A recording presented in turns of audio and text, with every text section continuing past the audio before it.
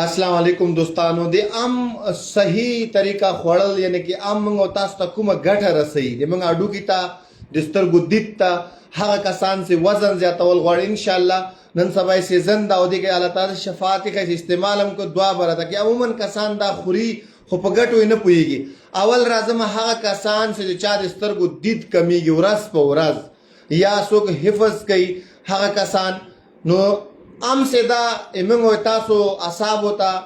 نظر د تقویت ور کوي چې کوم سیل به هغه یعنی کې کوي کوي دینه بعد هغه کسان چې چا اډو کوي ضعیف وي یعنی کې دا اډو کې تم طاقت ور کوي د قدرتي دسه شفاعت ده بل هغه کسان چې وزن زیاتېدل غواړي عموما د کسان ستاسو د وزن زیاتوالي لپاره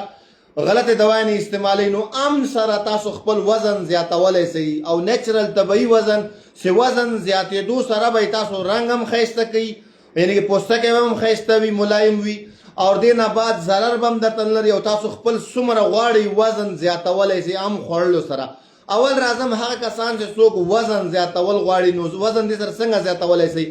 سحر او ماخام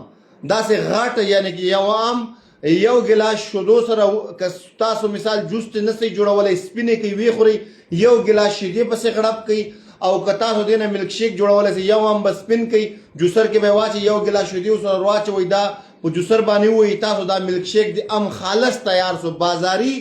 او دا خپل جوړول ام کې ډېر فرق وي بازاري پاوډر پکې اچي هغه خالص نه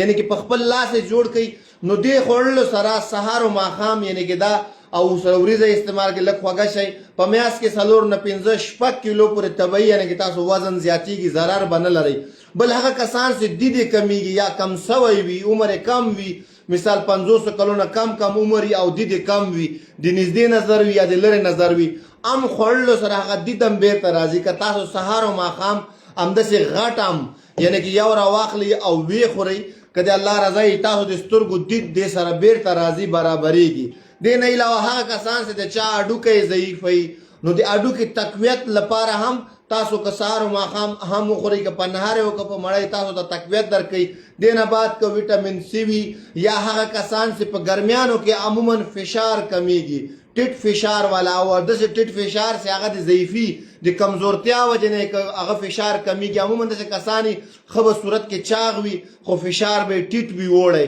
دا ټیم کې هغه نه بعض اوقات خولزي او زړې ضعیفي دغه جسمنم ضعیفي لري نو هغه کسان کده عام جوس جوړ کی مثال یو عام سپین ک سیدا دا د په جوسر کې وای او یو د سره نیمبوز بيخي یو ګلاس شیدې سحر او ماخام استعمالولو سره د الله په فضل دوی وزن زیاتیږي ضرر ورته نه لري وزن هم زیاتی او کوم ټیټ فشاري هغه فشار خپل جی ته راځي الکه ټیټ فشار ته خلک مختلف دوايان استعمالي خو دې خورل سره عام خورل سره چې کوم ټیټ فشار عموما مسلې هغه حل کیږي ټیټ فشار ګردو ته یعنی کې عموما ضرر رسي تاسو ضرورت قلب ته تاوان رسي چې همیشه ټیټ فشاري نو هغه کسان چې چا زړه ضعیف یا د چا مثال